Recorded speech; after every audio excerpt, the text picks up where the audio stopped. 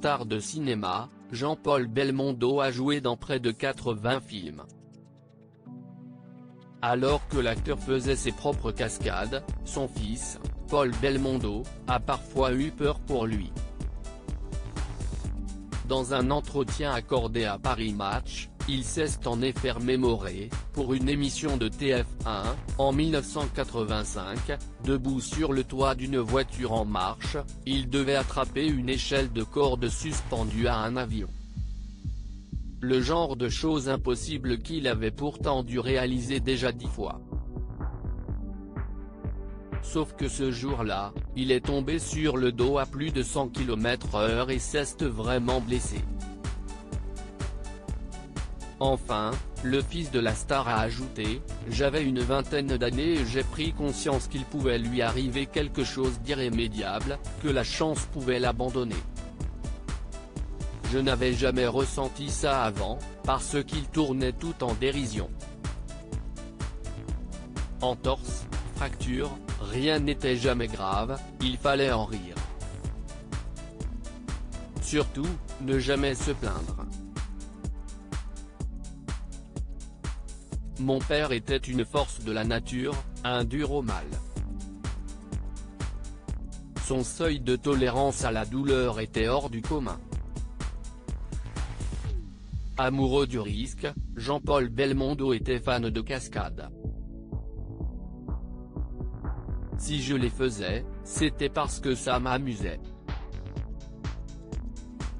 Le cinéma m'a donné l'occasion de faire des choses que je n'aurais jamais faites. Ça a commencé avec L'Homme de Rio et puis je me suis retrouvé accroché à un hélicoptère au-dessus de Venise, de Paris, du Népal. Où je peux faire ça sans me retrouver au poste, avait-il confié. Dans ses mémoires, l'acteur avait expliqué, « Les gens aimaient ça, mais pour l'intelligentsia parisienne, je ne savais plus jouer la comédie, j'étais devenu un cascadeur. Je prends mon pied, sans penser au danger. Je calcule toujours les risques avant, mais quand si est parti, je ne recule pas.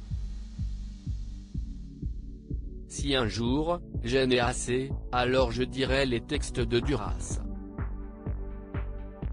Jean-Paul Belmondo n'avait peur de rien en septembre dernier, CIST pour France Info que Michel Julien, cascadeur, avait révélé au sujet de l'acteur, il avait énormément de respect pour les cascadeurs et on le considérait comme faisant partie des nôtres parce qu'il prenait les choses tellement à cœur et de façon tellement professionnelle que c'était tout naturel. C'était un monsieur extrêmement respectueux et très à l'écoute des conseils qui pouvaient lui être prodigués. Se remémorant ses cascades, il avait ajouté, « Il a fait tout type de cascades. Beaucoup de cascades physiques parce que c'était son truc, mais il a mis quelques voitures sur le toit, fait sauter des voitures, les a faites déraper, et fait pas mal de choses avec les véhicules. Cela demande une grande technique pour aller très loin, mais lorsqu'il s'agit de sauter et de respecter une vitesse et une trajectoire, il savait le faire. Il était d'une grande précision et d'une grande rigueur. »